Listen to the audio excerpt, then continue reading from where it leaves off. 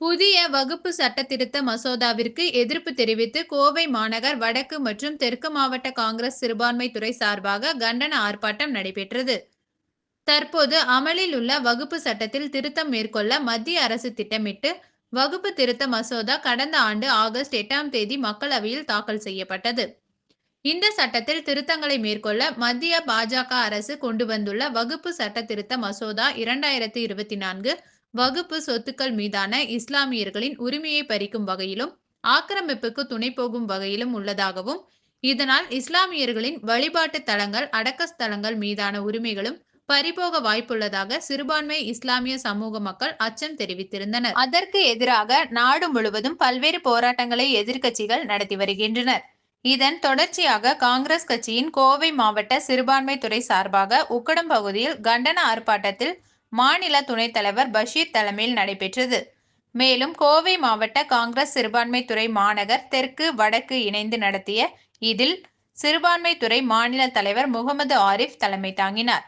இதில் முன்னாள் சட்டமன்ற உறுப்பினர் எம்.என். கந்தசாமி, வடக்கு மாவட்ட தலைவர் வி.எம்.சி. மனோகரன், சிறுபான்மை துறை மாவட்ட தலைவர்கள் உட்பட காங்கிரஸ் கட்சியின் சிறுபான்மை துறை மாவட்ட தலைவர்கள் உமர் கத்தாப், எம்.எம். ஹாரூன், தாவூத் அலி, முகமது ஹாரிஸ், முகமது இஸ்மாயில், அப்துல்லா அஷார் உள்ளிட்ட நிர்வாகிகள் பலர் கலந்து கொண்டனர். ஆர்ப்பாட்டத்தில் நாடு முழுவதும் இஸ்லாமிய அமைப்புகள், அரசியல் கட்சிகள் கூட்டுக்குழுவில் இடம்பெற்றிருந்த எதிர்க்கட்சி நாடாளுமன்ற உறுப்பினர்கள் ஆகியோரின் பரிந்துரையை நிராகரித்து முஸ்லிம் மக்களின் வகுப்பு சொத்துக்களை கொள்ளையடிக்கும் எண்ணத்தோடு ஒன்றிய பாஜக அரசு நினைத்த திருத்தப்பட்டுள்ள புதிய வகுப்பு சட்ட திருத்த மசோதாவிற்கு ஒப்புதல் வழங்கிய பாராளுமன்ற கூட்டுக்குழுவின் ஜனநாயக படுகொலையை கண்டித்தும், மணிப்பூர் கலவரத்தில் தொடர்ந்து கிறிஸ்தவ தேவாலயங்களும் மக்களும் தாக்கப்படுவதை உடனடியாக தடுத்து நிறுத்த கோரியும், இந்திய சுதந்திரத்தை கொச்சைப்படுத்தி பேசிய RSS தலைவர் மோகன் பகவத் மீது நடவடிக்கை எடுக்க வற்புறுத்தி கோஷங்கள் எழுப்பப்பட்டது.